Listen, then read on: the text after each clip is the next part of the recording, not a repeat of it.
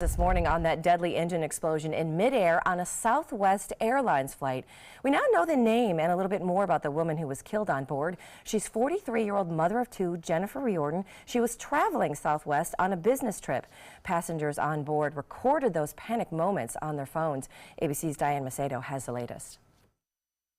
All of us thought, this might be it. This morning, a terrifying first account from the deadly mid-air explosion. Shortly after takeoff, we heard a loud noise and the plane started shaking like nothing I've ever experienced before. It was sound like the plane was coming apart. The Southwest flight from New York's LaGuardia Airport to Dallas, when it suddenly had to be diverted to Philadelphia. It's believed the plane's engine exploded, shattering a window in the 14th row. Jennifer Riordan was sitting in the seat next to that window.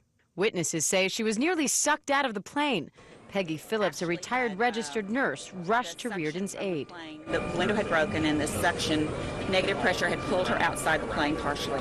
These two wonderful men, the MT and a passenger, they managed to get her back inside the plane, and we lay her down and we started CPR. Phillips says she performed CPR on Riordan for 20 minutes until the plane made the emergency landing, but the mother of two was pronounced dead at a hospital. As part of the investigation, the NTSB is focusing on the engine to determine why it came apart. The head of the agency says a piece of the engine was found 70 miles away from the airport. This should not happen, and we want to find out why it happened so that we can make sure that the preventive measures are put in place. Southwest CEO says the airline's entire fleet will undergo intense inspections, and overnight Southwest Airlines paid tribute to the tragedy, changing its logo on Twitter from the normally colorful heart to a gray one. Diane Macedo, ABC News, New York.